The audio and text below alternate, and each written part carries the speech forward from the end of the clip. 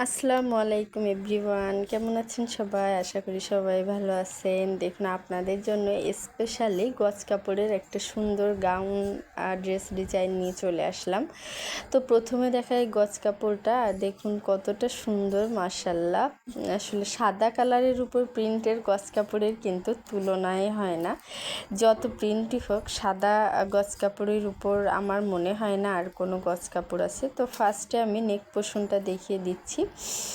তো আসলে গলাটা এখন আমি হাতের কাজ করে পারিনি, কমপ্লিট করা হয়নি, তো আপনাদের দেখিয়ে দিচ্ছি আর কি। এই যে গলাটা আমি এরকম গোল মতো দিয়ে ভি করে দিয়েছি, আর আমি সবসময় বক্রম ইউজ করি যাতে করে গলাটা দীর্ঘদিন ভালো থাকে আর ফিনিশিংটা সুন্দর হয়। তো প্রথমে আমি যারা একটু লং বেশি এদের জন্য এই যে কোমরটা 16 নামাবেন, আর যারা একটু শর্ট তাদের জন্য 15। তো যেহেতু একটু শর্ট, এই জন্য 15 নামিয়ে আমি মাপ অনুযায়ী কুচিগুলো দিয়ে দিয়েছি। দেখুন কত কুচি হয়েছে। আর এই যে হাতাটা আমি ফুল লং করেছি।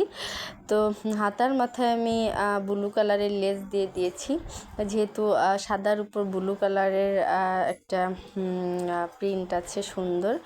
তো নিচেটা দেখুন, নিচেটা আরও বেশি ঘিরে হয়েছে। তো নিচের যে কুচিটা আমি মাপ অনুযায়ী 11 ইঞ্চি মতো রেখেছি। আসলে বেশি ছোট হলে কিন্তু কুচিটা ভালো লাগে না, আবার বেশি বড় হলে ভালো লাগে না, এই জন্য জাস্ট 11 ইঞ্চি মতো রেখেছি। আর দেখুন কতটা ঘেরে হয়েছে, মাশাল্লাহ। আসলে এটা হলো 2.5 হাত বহরের কাপড়, এই জন্য ঘেরেটা একটু বেশি আসছে। আর আপনারা কেউ জানতে চাইলে যে কতটুকু কাপড় লাগবে, তো আমাকে মেসেজ করবেন, আমি রিপ্লাই করব।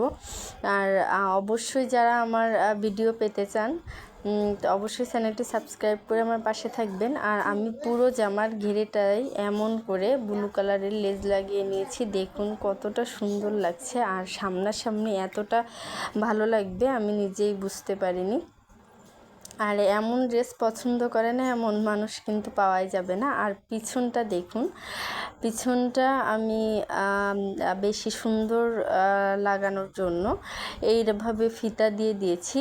এই যে দেখুন, আমি পিছন সাইডটা প্রথমে গলা করে, তারপরে গলা 1.5 ইঞ্চি পাশ থেকে কেটে নিয়েছি কোমর পর্যন্ত।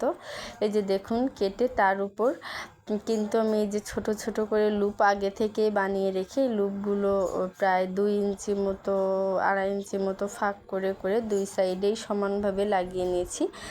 আর আমি এই ফিতাটা আগেই বানিয়ে রেখেছি। ফিতাটা আমি একবার এপাশ ওপাশ করে ক্রস সিস্টেম করে ফিতাটা বানিয়ে, ফিতাটা কিন্তু আমি বেঁধে দিয়েছি সুন্দর করে। এটা পরলে কিন্তু পিছন সাইড থেকে বেশ সুন্দর লাগবে।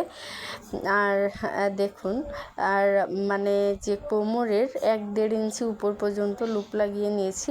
আর পিছন সাইডটা আমি কিন্তু সেমভাবেই করে নিয়েছি, সামনের মতো করে।